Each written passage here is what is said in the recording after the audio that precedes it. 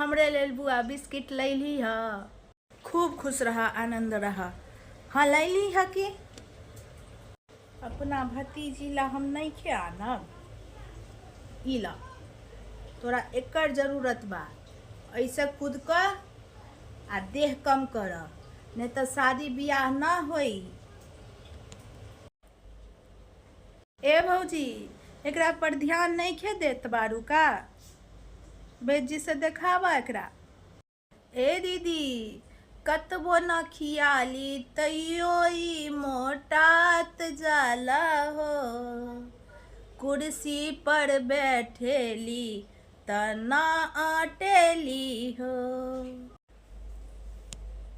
वैद्य जी कहेला एकरा डाइट कराब। वैद्य जी कहेला एकरा डाइट कराब। हम कहनी बबनी डाइट करला, हम कहनी बबनी डाइट करला, ई नहीं खे मानेली हो। रोजे रोजे पिज्जा बर्गर ठूसे हो। कल कल बबनी डाइट, नहीं तो हो जेबू कुंटलिया हो।